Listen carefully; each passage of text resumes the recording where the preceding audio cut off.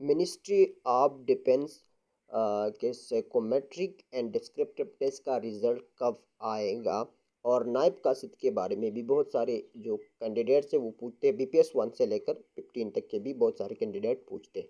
बिस्मिल्लाहिर्रहमानिर्रहीम, अस्सलाम वालेकुम dear viewers, welcome back to our YouTube channel. Dear viewers, बहुत सारे जो कैंडिडेट्स हैं वो मिनिस्ट्री ऑफ डिफेंस के जो रिज़ल्ट है साइकोमेट्रिक टेस्ट और डिस्क्रिप्टिव टेस्ट के और बीपीएस 1 से 15 तक के जो इंटरव्यू है उनके जो रिज़ल्ट है उनके बारे में पूछ रहे हैं। सो आज की इस वीडियो में मैं आपके साथ तमाम तर जो इंफॉर्मेशंस है रिज़ल्ट्स के बारे में आपके साथ शेयर करूंगा। ऑलरेडी भी मैंने आपको इन्फॉर्म किया है, ठीक है। देखिए, जैसे आप सबको पता है और आप सब इम्तिहानात दे चुके हैं कि मिनिस्ट्री ऑफ डिफेंस में यानी कि फर्स्ट 3 स्टेजेस है इंटरव्यू तक के लिए। यानी कि ऑब्जेक्टिव टेस्ट जो कि आप लोग दे चुके हैं, जो क्वालिफाई कर चुके हैं, जो वो सेकंड टेस्ट यानी कि डिस्क्रिप्टिव होता है। और डिस्क्रिप्टिव के दूसरे दिन या तीसरे दिन या एक हफ्ता बाद जो है वो एक टेस्ट होता है साइकोमेट्रिक टेस्ट उसको कहते हैं, जिनमें मुख्तलिफ यानी कि क्वेश्चंस होते हैं, जैसे कि यानी कि बायो फार्म फिल करना, अपने ज़िंदगी के बारे में स्टोरी लिखना, और इसके अलावा आप 108 क्वेश्चन इस तरह के क्वेश्चंस होते हैं कि आपकी पर्सनैलिटी जो क्वेश्चन उसे कहते हैं। उसके अलावा सेंटेंस कंप्लीशंस, ठीक है, उर्दू और इंग्लिश। इसके अलावा वर्ड एसोसिएशंस वगैरह उस यानी कि आप दे चुके हैं और आप सबको इस बारे में इल्म होगा, पता होगा, ठीक है।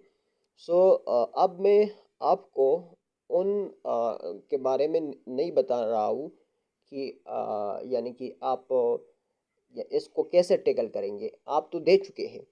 अब मैं आपको जो इम्तिहान उन इम्तिहानात का जो रिज़ल्ट है उसके बारे में आपके साथ इंफॉर्मेशन शेयर करूंगा, जो बहुत सारे जो कैंडिडेट्स हैं वो पूछ रहे हैं। देखिए, जो साइकोमेट्रिक और डिस्क्रिप्टिव टेस्ट है ना, उसका कोई रिजल्ट अनाउंस नहीं होता, ठीक है। बहुत सारे कैंडिडेट पूछते हैं कि कब तक अनाउंस होगा, लेकिन उसका रिजल्ट अनाउंस नहीं होता। जिस आपको मैसेज आएगा इंटरव्यू के लिए, जो क्वालिफाई करेगा डिस्क्रिप्टिव एंड साइकोमेट्रिक, जो साइकोमेट्रिक और डिस्क्रिप्टिव दोनों, अगर कोई डिस्क्रिप्टिव क्वालिफाई करता है और साइकोमेट्रिक में फेल हो जाता है तो वो फेल है, ठीक है। Psychometric is the important stage, last stage है और बहुत इंपॉर्टेंट है। तो अगर कोई कैंडिडेट जो है साइकोमेट्रिक में फेल हो जाता है तो उनको कोई कॉल या मैसेज नहीं आएगा।